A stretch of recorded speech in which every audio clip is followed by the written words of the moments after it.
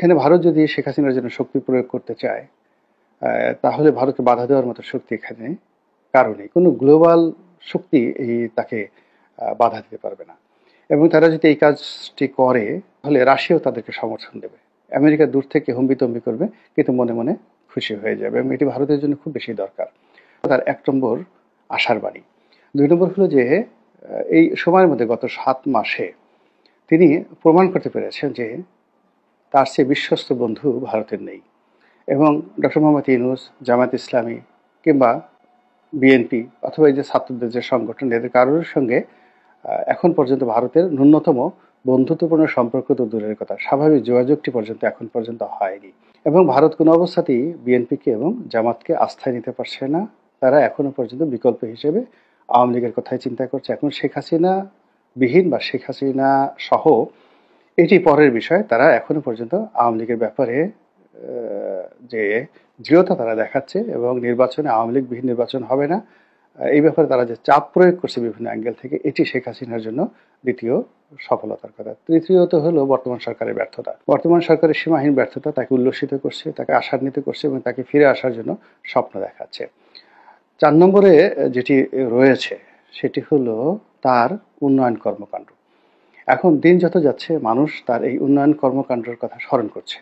এক্সপ্রেসওয়েতে যাচ্ছে, শেখ হাসিনার কথা মনে হচ্ছে। পদ্মা সেতু দিয়ে যাচ্ছে, শেখ হাসিনার কথা মনে হচ্ছে। মেট্রো রেলে চড়া হচ্ছে, শেখ হাসিনার কথা মনে হচ্ছে, ইত্যাদি আরো অনেক কিছু। কিন্তু এর পেছনে যতই দুর্নীতি অনিয়মের কথা আমরা বলি না কেন, পাবলিক কিন্তু সেই কথাগুলো খাচ্ছে না, যাকে বলা হয় তার ৪ নম্বর সম্ভাবনা। ৫ নম্বরে হলো যে আমাদের দেশের জনগণ শাসক হিসেবে যে ধরনের মানুষ চায়, শেখ হাসিনার মধ্যে সেই গুণাবলীগুলো ছিল।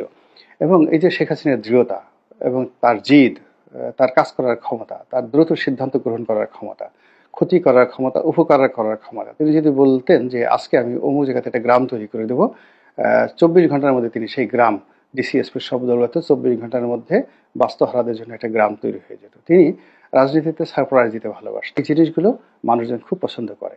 নাটকীয়তা ভীষণ রকম পছন্দ করে।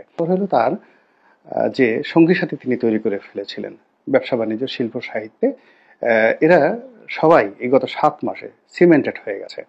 তারা বুঝতে পেরেছে যে আওয়ামী লীগ ছাড়া তাদের কোনো গতি নাই, তাদেরকে মরে যেতে হবে, অস্তিত্ববিহীন হয়ে পড়তে হবে, অথবা আওয়ামী লীগকে সাহায্য এবং সহযোগিতা করে তাদেরকে সেই আওয়ামী লীগের সাথেই থাকতে হবে। এই জিনিসগুলো তারা কিন্তু এখন মনে করছে ব্যবসায়ীরা। এই ব্যবসায়ীদের এই মনোবৃত্তির কারণে, কবি সাহিত্যিকদের মনোবৃত্তির কারণে, সাংবাদিকদের মনোবৃত্তির কারণে বিশাল একটা প্রেশার গ্রুপ সারা দুনিয়াতে তারা ছড়িয়ে পড়েছে, এবং যার যার অবস্থানে থেকে শেখ হাসিনার জন্য সাহায্য করছে। এবং তার চিন্তা চেতনা কি এবং তার আগামী দিনে কি কি ভয়, আতঙ্ক ইত্যাদি কাজ করে, সেই বিষয়গুলো নিয়ে আমাদেরকে ভাবতে হবে, সো দ্যাট আমরা শেখ হাসিনা এবং আওয়ামী লীগ থেকে সতর্ক থাকতে পারি।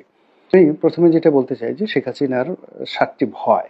তার প্রথম ভয় হলো যে এই মুহূর্তে তার কাছে যে জিনিসটি রয়েছে সেটা হলো আওয়ামী লীগের নেতৃত্ব। এটি যে কোনো সময় চলে যেতে পারে। 11 তার এই অভিজ্ঞতা রয়েছে, এবং সেই অভিজ্ঞতার আলোকে এখন যারা ক্ষমতায় আছেন তারা অনেক ক্যালকুলেটিভ, অনেক সামর্থ্যবান, এবং একই সঙ্গে আওয়ামী লীগ ১-১১ সময় যতটা দুর্বল ছিল তার চেয়ে এখন বেশি মাত্রায় দুর্বল। কাজে যদি নেতৃত্ব হারিয়ে ফেলেন তাহলে তিনি সবকিছু হারাবেন। এটা তার প্রথম ভয়। দ্বিতীয়, ভারত যে কোনো সময় তাকে বের করে দিতে পারে। এর কারণ হলো যে ভারত একটি গণতান্ত্রিক রাষ্ট্র। এই রাষ্ট্রে কোনো কিছুই একেবারে যাকে বলা হয় পার্মানেন্ট কোনো কিছু নয়। সেই ক্ষেত্রে যদি তাকে বের করে দেওয়া হয় বা তাকে চলে যেতে বলা হয়, তিনি কোথায় যাবেন, কোন দেশে যাবেন, এটি তার ২ নম্বর ভয়। ৩ নম্বর ভয় হলো যে কোনো কারণে আমেরিকা এবং ভারত সম্মিলিতভাবে তারা যদি শেখ হাসিনাকে বাংলাদেশে হস্তান্তর করে, তাহলে একটি যাকে বলা হয় ইতিহাসের নির্মম একটি দৃশ্য তৈরি হয়ে যাবে।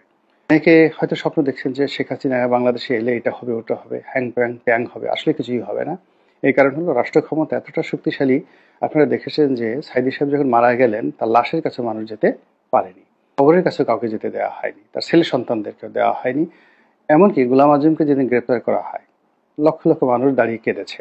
কিন্তু বিএনপি জমানাতে সেই গোলাম আজমকে যখন গ্রেপ্তার করা হলো, একটা লোক এসে আত্মাহুতি দেয়নি।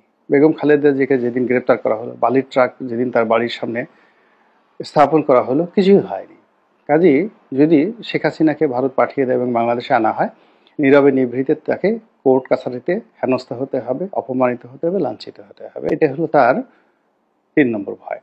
৪ নম্বর ভয়টা হলো যে তার পরিবার এবং পরিজন সম্পর্কে যে সকল তথ্য আসছে, বিশেষ করে দুর্নীতির তথ্য আসছে, এই দুর্নীতির তথ্য যদি সত্যিকার অর্থে তথ্য প্রমাণ সহ দেশে এবং দেশের বাইরে উপস্থাপিত হয়, তাহলে এখন তিনি যেভাবে কথা বলছেন সেইভাবে তিনি তার নেতাকর্মীদের সঙ্গে কথা বলতে পারবেন না, তার মোরাল ক্যারেজটা হারিয়ে যাবে। অনেক কিছুর পরও দেখা যাচ্ছে যে বেগম জিয়া ব্যক্তিগতভাবে দুর্নীতি করেছেন এরকম কোনো প্রমাণ এখন পর্যন্ত আওয়ামী লীগ করতে পারেনি।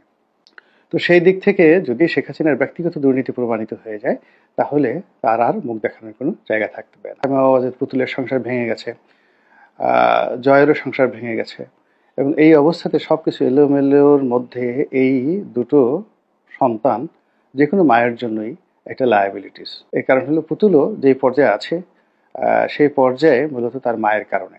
কিন্তু এই পদ পদবি চলে গেলে তার স্বামী নেই, সংসার নেই, আত্মীয় স্বজন এখন সবাই যে যার মতো অবস্থানে, তাহলে পুতুল এবং জয়ের কি হবে? এখানে তার মাথা রীতিমতো খারাপ হয়ে যাওয়ার মতো অবস্থা তৈরি হয়ে গেছে।